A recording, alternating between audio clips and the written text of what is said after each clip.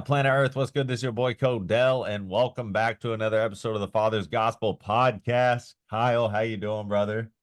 I'm alive. I'm 6 feet above rather than 6 feet below. Nice, nice. Well, today we got a great episode. We got Leah Cushman. Are you still a state legislature now? No, No. former Yep. Yep. legislature out of New Hampshire. So, Leah, Hey, welcome to the show. Thank you for joining us. And thanks for inviting me.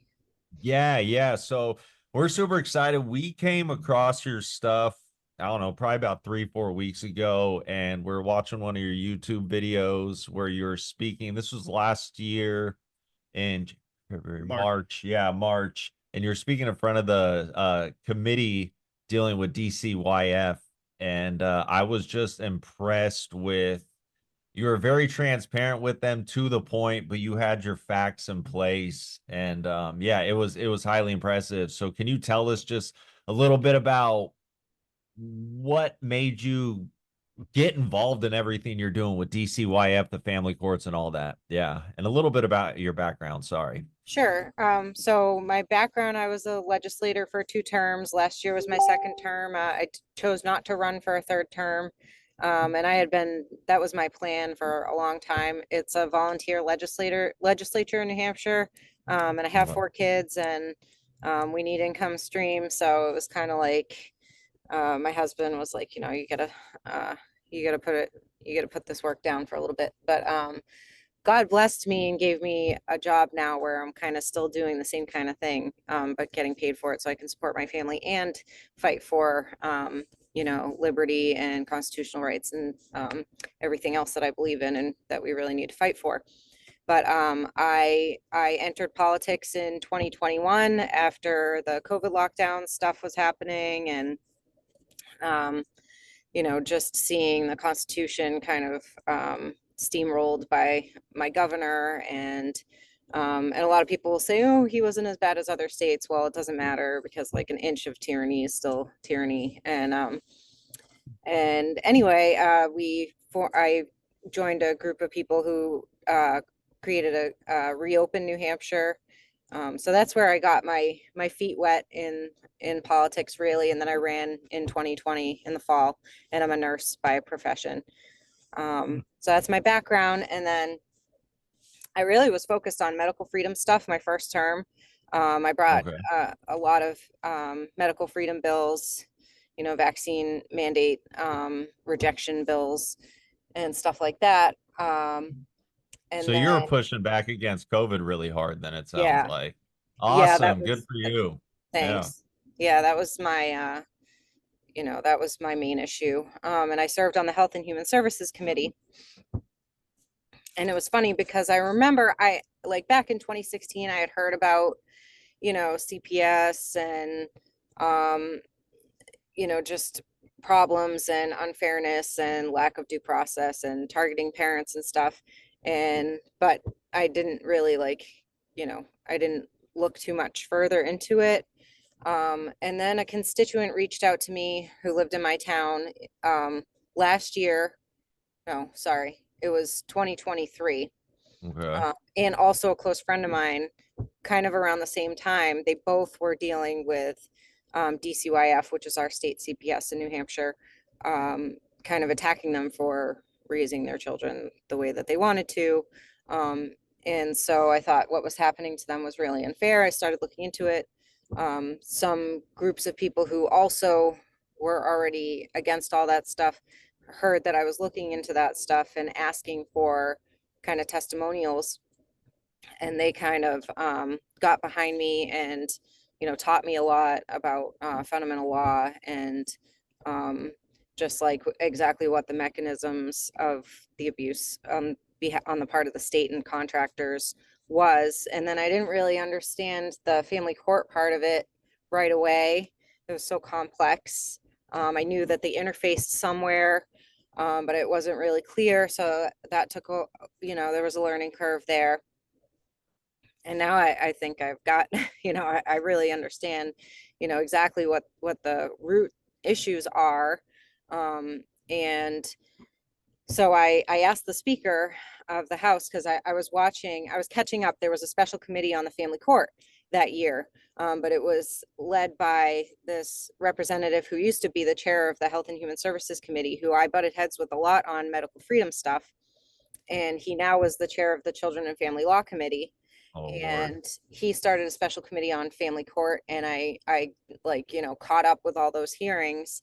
And I felt like he ignored a lot. He kind of just took whatever the representatives of the judicial branch said and was like, oh, this is fine. Rules of evidence can be waived. Discretion is up to the judges. And, no issue. There's no constitutional contradiction. It's all hunky dory. And so I was like, all right, well, let's at least, I went to the Speaker of the House and asked him to form that DCYF committee that you saw me speaking before. Yeah. And there was, he dragged his feet a lot. And at first he was like, tell me who you want on it. And then clearly there was some murmuring in the background. And it was because I was trying to tease out the DCYF piece from family court, but I was like, inevitably they're going to commingle at some point. So we're going to need to bring in Right. people from the family court too, to, ask them questions in the committee. Anyway, there was like, sorry, I'm trying to make this short. No, you're the good. This background. is really important information you're putting Right. out to the people. So thank you. Okay. Please go on. Yeah. All right. So he dragged his feet a lot. I could tell he was apprehensive. This is Sherman Packard, the Speaker of the House. And then I could tell that there was like some murmuring in the background because things that he said were going to happen started to change, and he started to pull back a little, like, tell me who you want on the committee. Okay, I want these people. Oh, but it has to be this many from Children and Family Law and this many from Judiciary. And so fine, okay.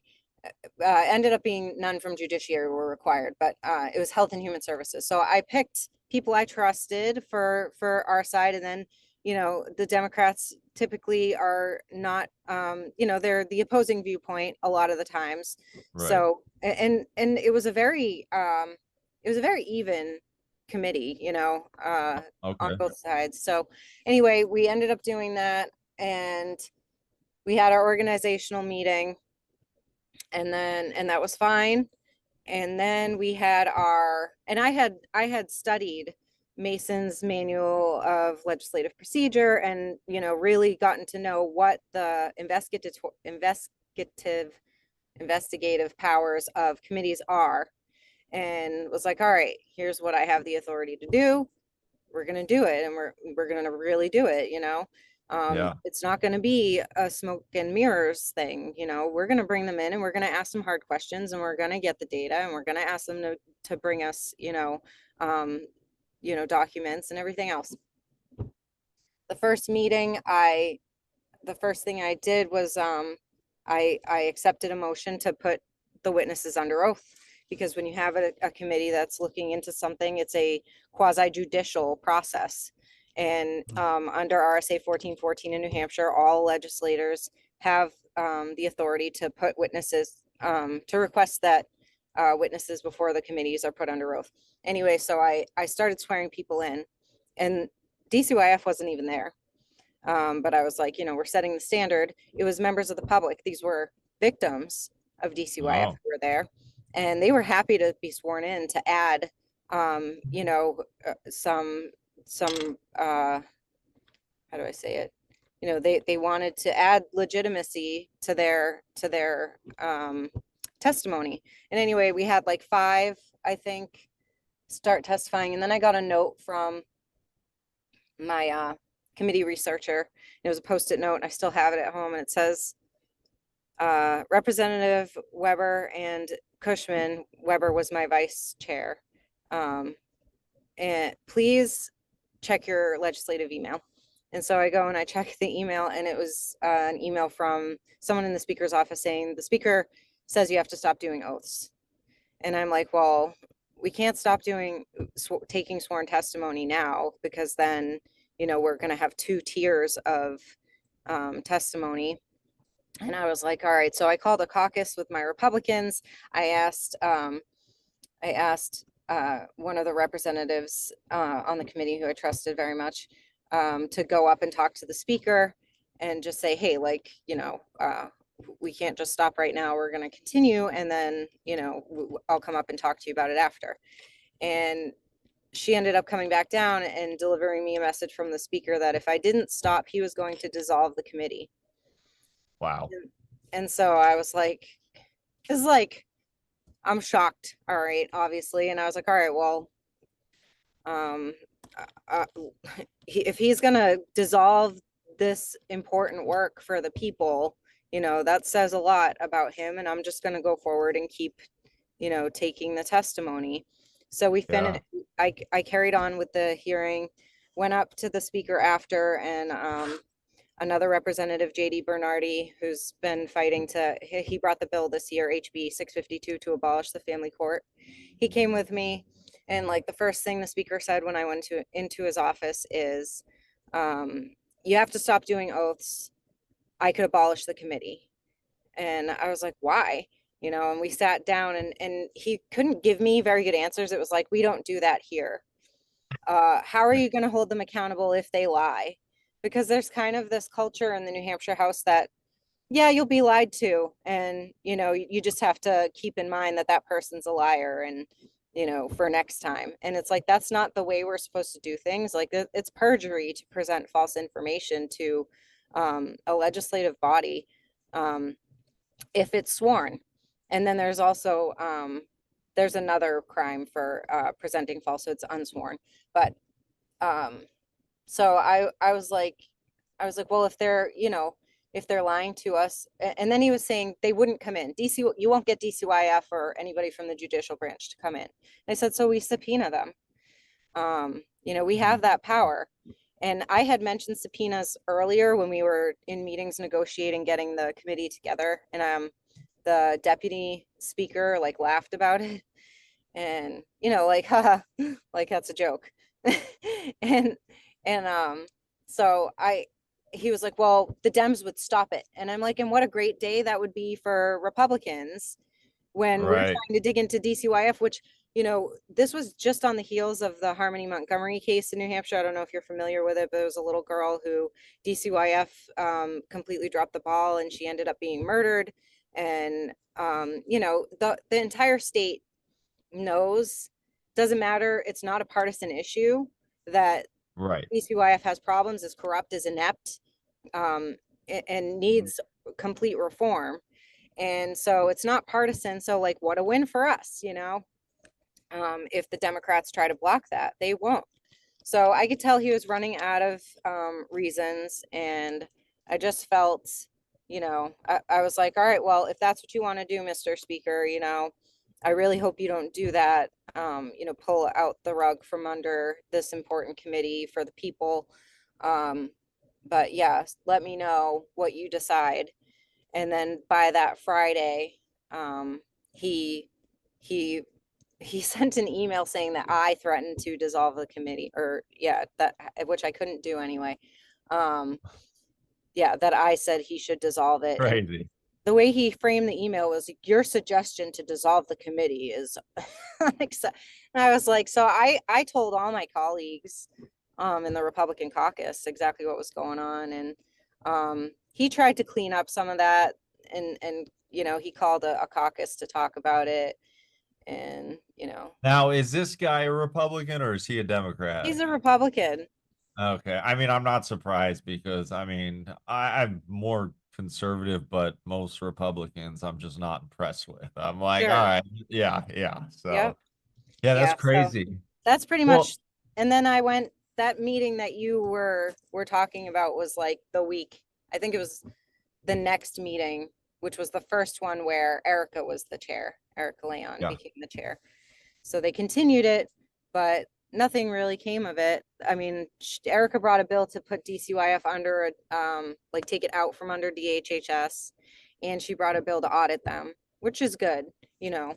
Um, And how are any progress on those bills? I'd And have to check. how's it looking with the abolish family court stuff? Is there still any momentum behind that, or is it kind of faded out? We're not letting it die out. I mean, so now during all that time, I was as I was learning about what was going on with the family court, I met a lot of really dedicated advocates in New Hampshire who have been in this fight for like 10, 15, 20 years. And they presented a lot of data to me, and a lot of information. And so we decided to come together and we formed a nonprofit, just like a month or two ago. We weren't official until then, but New Hampshire Family Justice. And it's like our mission to, inform the public about these issues. Like we're planning on going on library tours and church tours and like teaching people what the issue, because people already are Beautiful. totally against all of this, what's happening, but they Right. just don't understand what's happening. Right.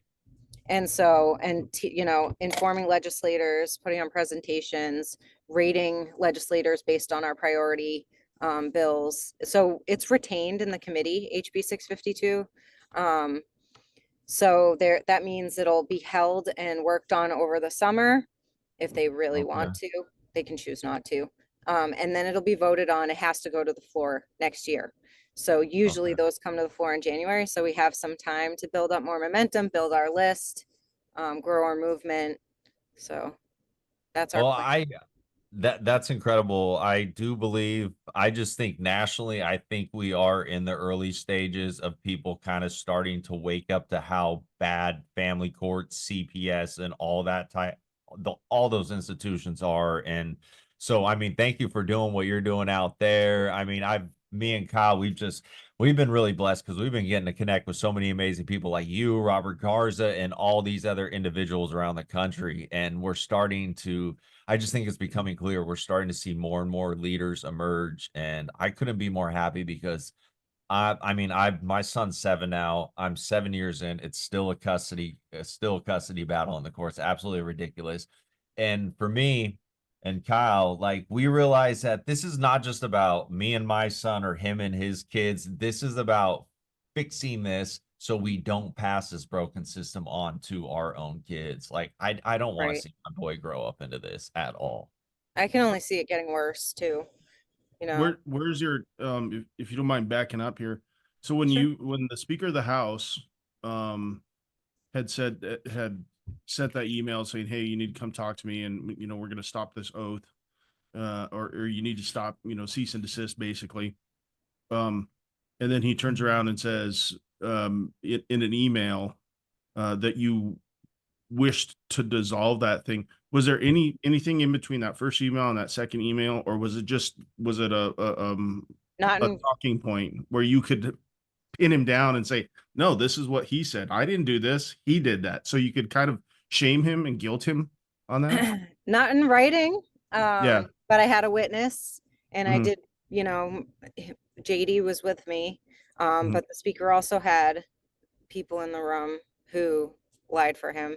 And then the people that I trusted that were on the committee also um, betrayed me and Wow. went with what the speaker was saying. So, but I do have text messages from somebody in the speaker's office who was like, now your option is either, well, it's not in text, but I have evidence. It's not like you have to read a lot to like pick it out, Right. but yeah, it's there. Um, Yeah. I'm trying to patch those relationships and move forward because I think they chose I think they wrongly chose they made a political decision for Save their their career. ability to be effective in the House, I think is what they saw it as. And I've forgiven them. I won't trust them again, but I'm willing to just put that aside and work toward our goals that we still agree on, that we share, because they they they are good people. I think they just made a bad decision. Right. And then how far into that process so that process that initiated, so before they started trying to put kind of, in a sense, handcuffs on you, in that sense, where they said, hey, you got to stop doing this oath, Leah. Well, I'm sorry, can you say the question again? So how far into the process did they kind of hamper you, or Oh, put it was that? the second meeting. So this was our first Wow. meeting where we were taking testimony. Mm-hmm. Mm-hmm. Yeah. We had our organizational meeting the week before, and then and then the first meeting where I was like, all right, setting the the standard. All testimony in this committee is going to be sworn, you know? Now, Um, I mean, why do you think there's so many of these people, are hesitant to move forward with getting this whole issue resolved? I can speculate. There's many, I think, so these are speculations. Right. Either there's threats on them behind the scenes, or so I see it as three. Either the speaker wanted to have a nice, easy year and just get some wins that he could sit back on his laurels on and have little controversy. Because politicians don't like to do anything. They would rather just coast and then get reelected and say they Yeah. did something. Or there's some push on them to quash it from either the judicial branch or I could see the governor's office, well, the previous governor's office, or this one, I'm not sure, but or they're complicit. I mean, so that's what I see as the three possibilities: Yeah. fecklessness, complicitness, or Complicity. Yeah. Yeah. yeah, complicity, or fear. Yeah. I agree. I honestly think it's a combination of all of it. Like, You just have it. They're either in on it or they're benefiting from it. And I think probably what had happened was, and we all know this, they just don't say this. If it's the second meeting, then some of the most powerful people in play are have that. Even though they're legislators and we put, folks in your case volunteered for that position, which is extremely phenomenal because I volunteered, to be in the military. And what happens is that you get this American Bar Association, right. which is a body, and it's nothing more than just an association, but they got so much money coming in, and then they present it to these legislators, hey, this is a good idea, this is a good idea, but they just swarm you with so much verbiage and so much words that it's hard just to go through that bill from front to back and do this. Now, when somebody like Leah takes the time to take a look at it and read it honestly through, instead of having it spoon fed to her, Yeah. then what happens is like, whoa, wait a minute here. Why is this? What? And then once you start asking those questions, probably somewhere in that thing, somebody's like, oh man, she caught us. Hey, dude, you need to go talk to the speaker and tell her to put the kibosh on that stuff, or we're going to do it. The second thing is that when you put somebody under oath, under sworn oath, so now then it's a legally binding thing. And so they get it on there. Regardless of morals and ethics, if it's legal like that and they have this, she could have taken that and said, hey, this is, basically an affidavit of fact. That's the weight of what an oath is an affidavit of fact. Yeah. And it holds them to that. They could have said later on, it's merely nothing more. Even though they say under penalty of perjury, a declaration is just a declaration. It's still in the sense of that realm of hearsay. But when you put them under oath, it's exactly like the affidavit of fact. So it's a matter of law, and then they can come back and get hurt. Yeah. So that's what she put them on. And then that's why the speaker sat there and said, whoa, wait a minute. We don't want her to do this anymore. Yeah. Because now these people are sharing this stuff and they're like, hey, should I be doing this? Getting an attorney? Well, no. Yeah. And I can't help but make me think it's like, okay, well, how is the speaker connected to all this in some way if the speaker's trying to squash it? So, well, DCYF too, I think, that committee that you went on, was that the DCYF committee? Yeah, and they never went to any of the meetings, even after, like, ever. They never showed up for one meeting of that committee. Yeah, we have DCYF out here as well. Now, do you guys have a bar association? We do, and they control, it's a mandatory bar association. So they literally are the gatekeepers to whoever can practice law. Like, you can't practice law unless you're part of it, and you have to be accepted by them. And they just and this was by like there's like a whole history to how they got this into place. Yeah. But basically there was an attorney who just he would be an attorney. He just graduated law school and they denied his application to the bar and they didn't accept him. And and I think it seems like it was political, you know? And So does they that are, mean that he can't practice law out there right. then, or he's just wow, Yeah. wow, So okay. 7 years of law school and now he'll have to try to get a license in another state. A lot of our graduates actually in New Hampshire go and get licensed in other states because our judicial branch is so bad. It's actually like the Bar Association, the practice of law here is under the judicial branch Yeah. via the bar. So it's difficult.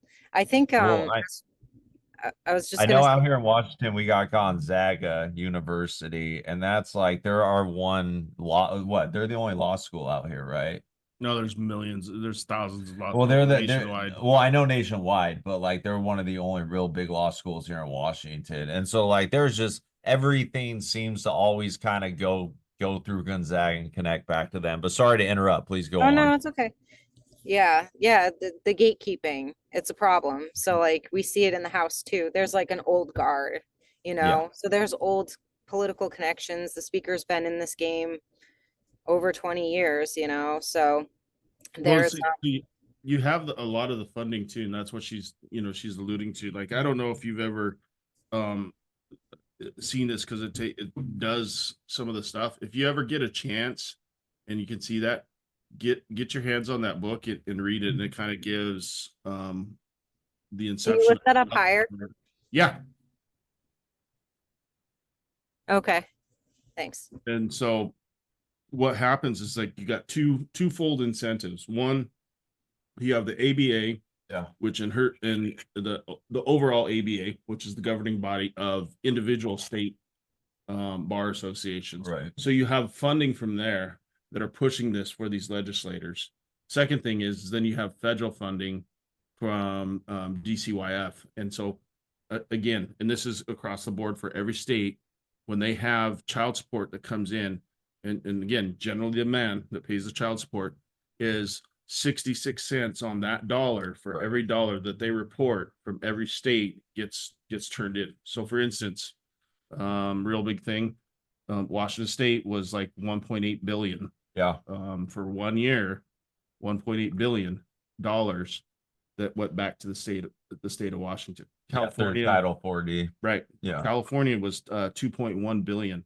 Now that's a huge moneymaker for most states. You know, Right. and I don't know the population of New Hampshire, but there's probably got to be at least something where it benefits them, because then once you get that money and you get that coffer that comes in and everybody's grabbing out of it. Hey, we got this, we got the New Hampshire Education Association, which is for most part in most states is just a Democratic arm. Right. And they just funnel money back to the Democrats in this thing. Well, But they have that money and they're not gonna stop that gravy train. No. Why would I stop that gravy train when I'm getting money from the federal government on top of getting money from the ABA or the New Hampshire Bar Right. Association? Well, it's like Leah, I don't know if you heard this, but it was like a year or two ago, maybe a little bit longer in Texas. It came out that the Attorney General's office, their whole budget was being funded basically through Title 4D through child support. And like it's just yeah, like you're saying. I mean, there's so much money Mhm. involved in this, and And that's what why she's running they're trying into to correct it. Yeah, and she still can. The problem is that we don't have enough women that are stepping up and saying that. So then you get the one, like I keep saying, the 80-20 rule. You have 20% of women that are like her that are fighting for this, and her children and other parents, but then you have 80% of the women that are just badgering and bad mouthing her and saying, hey, well, you're against children, or why are you doing this and voting against your own gender and things like that. So they probably kind of corralled in a sense and harassed her. Right. That's just I'm just speculating again. And what they did, and they said, you're not being good, Leah. You know, you're bad, Leah. You know, come back into our fold. You need to have this feminist mindset. And it's not a feminist mindset. It's not a partisan mindset. It's a human rights mindset where it's like, this should be done Common for both sense. parents. Yeah. Regardless if you're a man or regardless of your woman, but they've turned this in thing And it's horrible. That's awful. And the first victim is the children. Of course. Yeah. Yeah. Well, Leah, let me Yeah, ask so you there's this. Go I was ahead. just What gonna was that? say, as far as the funding, yeah, especially in like conservative states that are like Republican leaning, where they like to say that we're fiscally conservative, a lot Mhm. of those state budgets are padded with federal funds like Medicaid, um, Title IV, not just D, but E, the placement agencies and the Yeah. court. They all get money from Title IV-E with every termination of parental rights, foster placement. If the kids are on meds, if they are special needs, they get more. If they adopt out a kid, and the kid is under 5, it's even more. So they do pad the budgets, and we actually have the numbers. If you look Mm. at, and it's not even that, like Title IV-D, the amount that came into New Hampshire is like, it's only like, I'm pulling this from memory. I'll find it later, but it's compared to all of the lawsuits that we're paying out for all the damage that's caused by decisions made in family court where they're taking kids needlessly and putting them in dangerous situations, or continuing a case to go on and leaving a kid in a dangerous situation because they know that that's what Mhm. continues the case, is when one parent is fighting for their kid and continues to come back and keep fighting. Um, that the lawsuits from all of those end results, like with our YDC, which is our youth detention center, there's like millions and we're looking at $1 billion in settlements for abuse that happen in our facilities, and New Hampshire places kids in facilities at 3 times the national average rate. So Yeah. the comparison to the money that we get in, and we're hemorrhaging money to compensate people for all the damage and the harm caused by this system. So it doesn't make sense. It benefits this small group, semi-small group of insiders, like stakeholders in the family court, and then in the government executive agencies. um, they're the ones who really benefit. 90% of litigation in New Hampshire is in family court. So it's like the attorneys, really, that's their livelihood for many of them. And then all of the contractors, the therapists, the GALs, it goes on. Mediation, the court ordered mediation, and the visitation centers, they all get contracts. So they're all vested in keeping this gravy train going. That's why it's like, I mean, some people think this is controversial, but that's why I call this legalized human trafficking. That's really what this is It to is. me. I mean, yeah, yeah, it's crazy. Moving Yeah. kids to generate funds, that you're making money off of moving children around and manipulating children's circumstances. It is. And we need to start saying this is human trafficking, because it is. Yes. Yes. I love Yeah, that you see that. Go ahead, brother. they have so in your March 2024 video, a pretty good statistic is when they have as a result of DCYF, which is, and I don't know if you ever got a chance to do this at that point in time, but there was a national fatherhood conference in Georgia that I went to. So I mean, I've been fighting for this for my children since February 16th of 2023.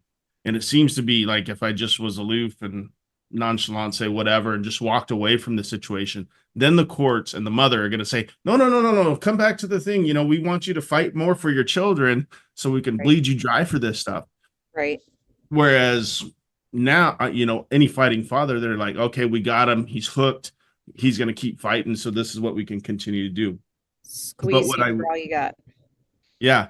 But what I did notice on her March committee hearing was that she brought up a pretty good statistic, and it was it's just straight disgusting and appalling. Since the inception of it, in its correlation, I don't know what it is. We'd have to find that out. But since the inception of DCYF, which was in reference to CAPTA, which was the Child Abuse Protection, Act, CAPTA. I forget the full acronym. It was the Adoption and Safe Families Act. Right. 1974. Yeah, 1974. 1996. Yeah. Abuse went up from that point 900%. And if that's a crew, Yeah, it was a around true 800. number, yeah, 800, 900%. So, but what it is it's not the parents, Right. Yeah. trust me. I mean, Oh, I know. it's the system. So a child abuse went up as a result of CPS and what they now call DCYF, and paint a pig, it's lipstick on a pig. That's what it is. Yes, they it don't is. like the terminology Child Protective Services, and then people and then children are dying within Child Protective Right, Services, which yeah. would be oxymoronic. There's that, and then there's also that they took away due process as you would have it in a real court. So Yes. they lower the threshold and actually the whole process of finding guilt of abuse. So they're also pinning that label and declaring that abuse has occurred in situations where it has not been really determined. The facts have not been found through, a real due process and weighing evidence the way you're supposed to, in a real court of law, because the way that the family court statutes are written, you can manipulate the case outcome basically to be whatever you want it to be as a judge, Yeah. GAL, and a lawyer, and That's been our and experience. you have to, and this is the thing that more and more, where it's kind of just like these epiphanies that you come up and you're like, oh, okay, this is why this happening. But you have, let's just say for all intents purposes, you have a civil court umbrella, and that takes care of all civil stuff, you know what I mean, in the United States. And then you have a criminal court side. Well, now, which is really weird, is you have family court, which is its own part of the stuff. Now in New Hampshire, correct me if I'm wrong, you said that most of those magistrates and so-called judges are not really judges not, in the sense they're just not sworn constitutional officers. right. Our Constitution requires them to be nominated and then confirmed by the executive branch. We have a executive council that checks nominations by the governor. These are administrative law judges who are carrying out federal programs inside a court building to make it look like a court. But they're just appointees and they're contractors with these federal programs. They're appointed by the administrative head judge of the circuit court. And this is the funny thing, because of exactly what she's saying. They wear robes. A lot of them. I mean, I'm serious. They wear robes. Joke, yeah. And so they put it in there. And the funny thing is, like, and she probably knows this as well. Unless there's somebody, when you swear an oath, yeah, like in person, you're supposed to, you'll be there or something like that, and in person, or somebody sees you so that they can witness and testify that you're not just on, your cell phone. You know what I mean? But on that, on for instance, my ALJ gave me the oath over the telephone, and I just started laughing, and she was like, "What's so funny?" And I was like, "Well, this is funny because you can't read the oath over a phone, and how do you know that's me if it says that I agree?" Yeah. And she's like, "Oh, well, we probably should go to Zoom." I go, "Do you think?" So, but that's the things that we're having to deal with. So you have rule of evidence, which she brought up in her March and April things, a year ago. Rules of evidence, but then the evidentiary standard doesn't apply to family courts. Yeah. So that's where the hearsay comes in. And then hearsay is nothing more than a rumor. Right. You can just see, correct me. I'm, trying to be patient with this thing. Is like, I'm just going to see if this shit is, I'm going to throw it and stick it to the wall, and hopefully it sticks. If it doesn't stick, it doesn't stick. But if it does, there's no loss to us. Meanwhile, the parents coming in here, taking time off of work, taking, money for attorneys, and they have to fight that. And you're trying to fight fair, but they're not fighting fair back in a sense, because all they have to say is bring it back to, hey, it's my discretion. Yeah. Well, where's that in the Constitution? I don't see where there's a law, is that in the supremacy clause under article, Yeah.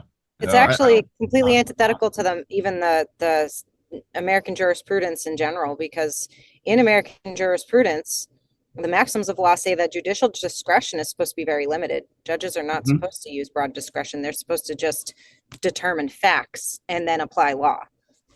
Right. Yeah. And so then that's why, and then once you find that, just like what she did, she found this way, then somebody comes in and either puts the kibosh on it verbally and says, you will not do this anymore. Right. Or they actually do a statute or something else to stop that. And then you have to find something else around there. And then every time you go, it's always stopped by those forces and that Yeah. power Yeah. to do that.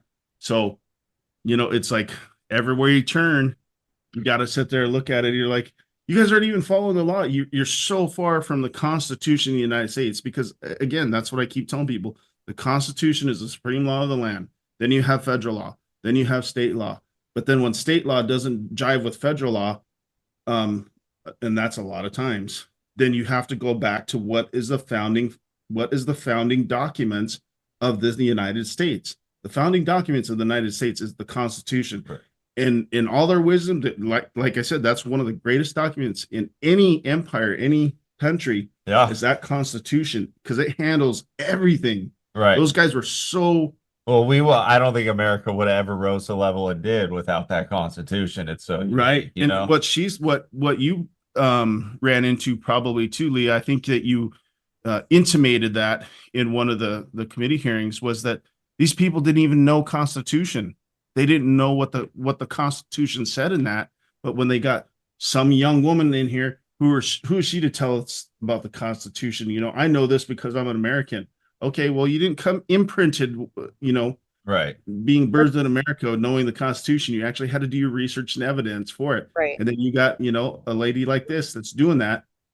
And it's like, Repeatedly, what I was told was, by House leadership, was that everybody interprets it differently. oh my God. Wow.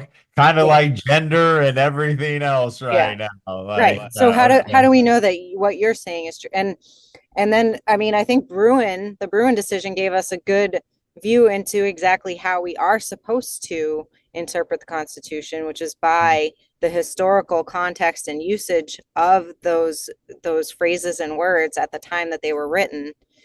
So like I kept saying that, I'm like, go back and look at what the founders and the framers were saying, because in the Federalist Papers, in the things that they read, like, Locke and Paine, it's all spelled out exactly what they meant.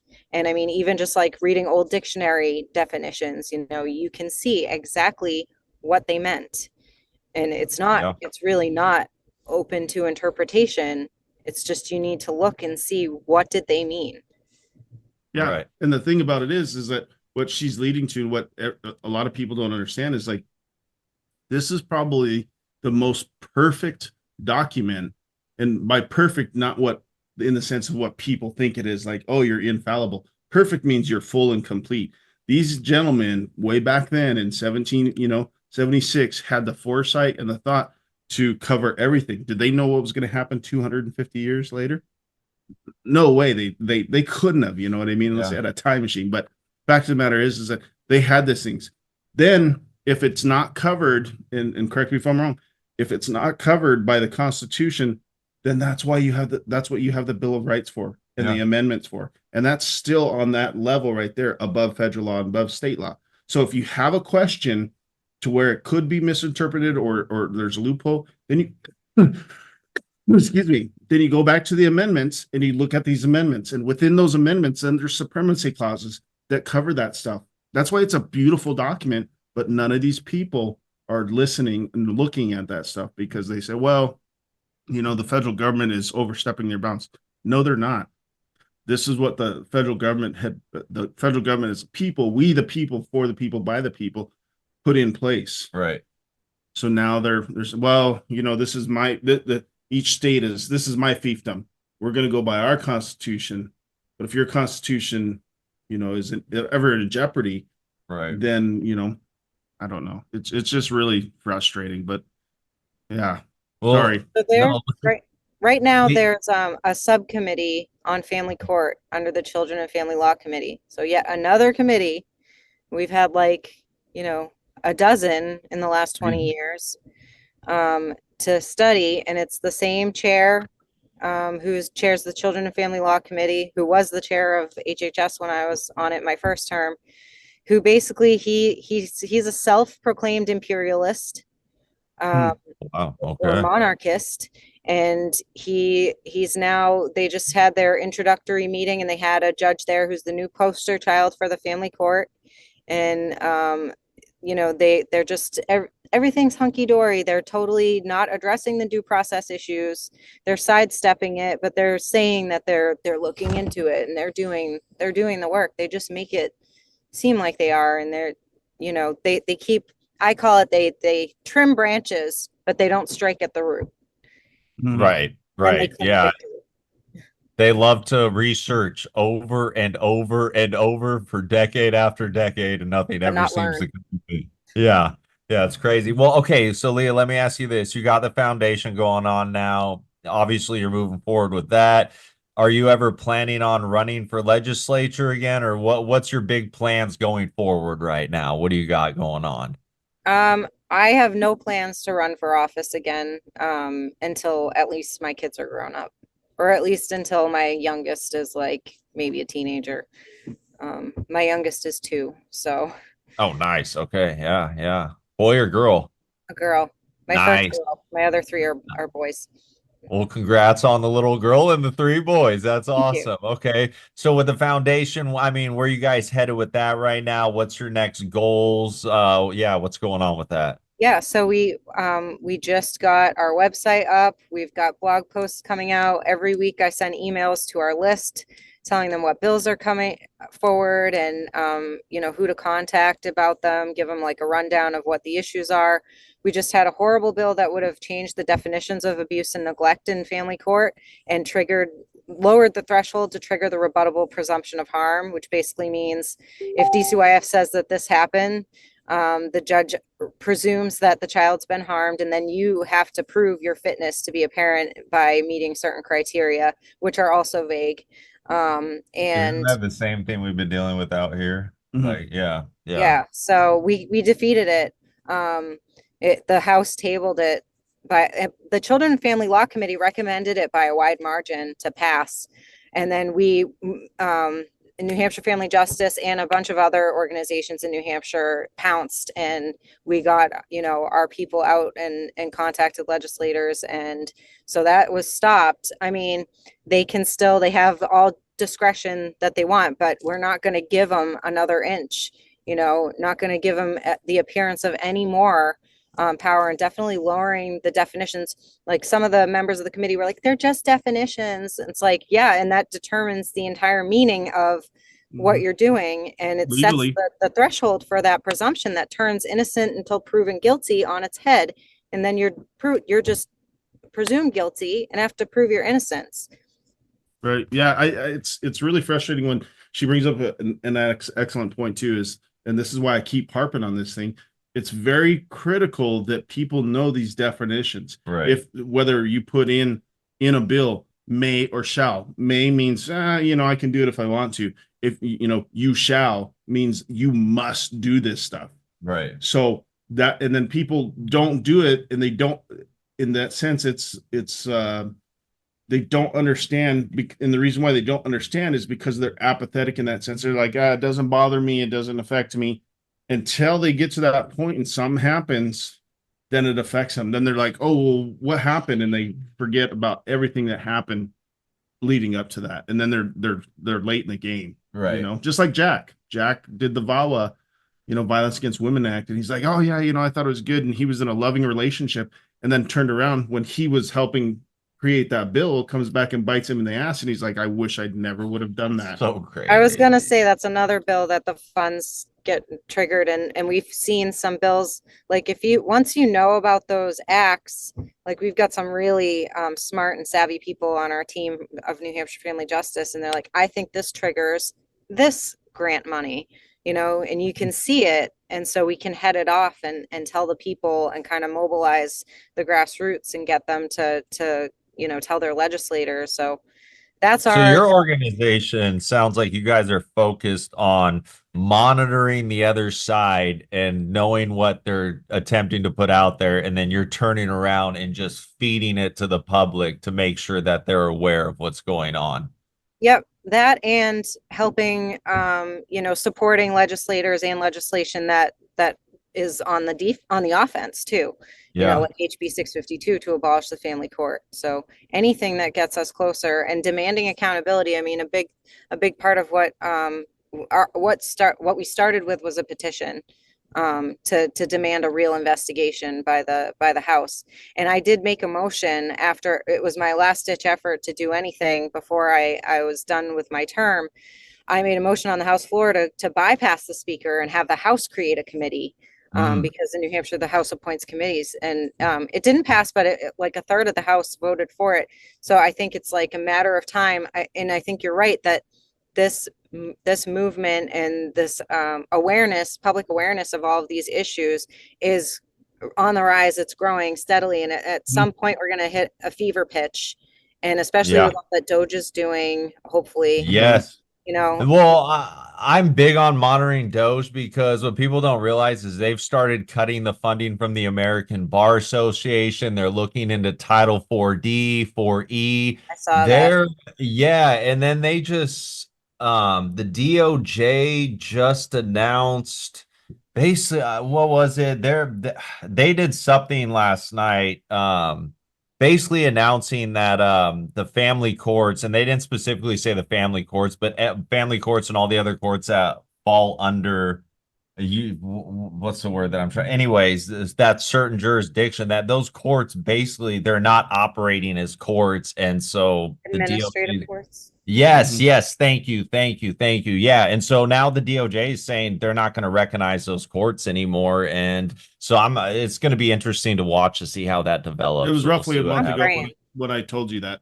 When Yeah. I told you that thing. That's why I said you need to watch this thing, and I told you about a month ago. Yeah. What they said about the ALJ. ALJ. And the reason why is because at that time Justice Gorsuch had said That's who, yeah. that these ALJs, they're quasi judges, quasi courts, but they're not constitutionally bound. Yet these quasi judges and quasi courts are demanding that they have qualified immunity or legal immunity against this stuff when you come in. But yet we can't appeal their decisions.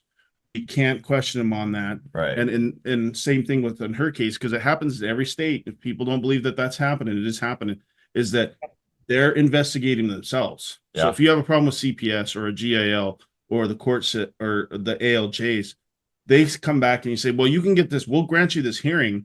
But before you even walk in there, they've already got their minds made up that they're not wrong. Right. And you're, they're right. And so it's a dog and pony show. Yeah. It's all for show for the appearance that we're giving you, that we're adhering to rule of law or due process. And it's absolutely far from the truth that that's not happening. Yeah. Thank you. You literally said everything I was just trying to say, but you actually said it well. So I appreciate that. Yeah. And before we go, for our listeners, Leah, could you give us that contact information for your organization, because we do have a lot of listeners that would probably send you questions from that.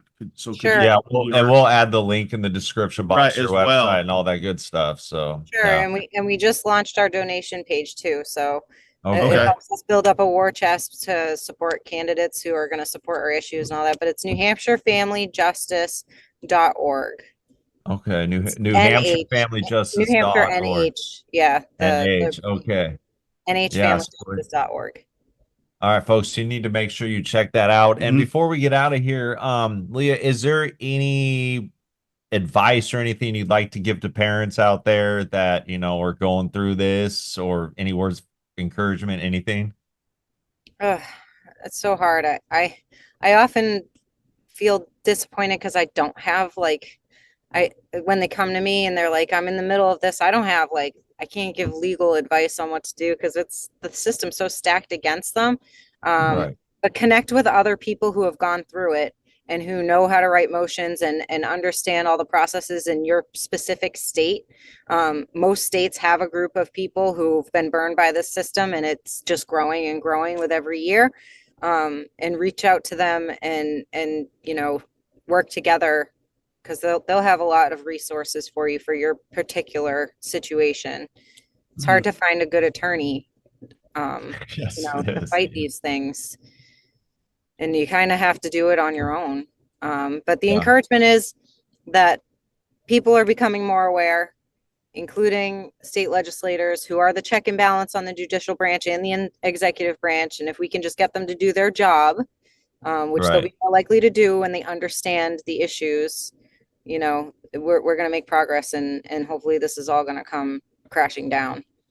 What's so crazy though still is like you have in anything, you still have the three branches of government: executive, judicial, and legislative, right? Right. So more of the and where I think that a lot of are overstepping the boundaries and have taken this God complex or this police mentality is the judicial branch, because they're supposed to be between the executive branch and the legislative branch, they're supposed to be pushing this stuff down. And then the judicial branch is supposed to be the ones that say, okay, this is, not constitutional or constitutional, right?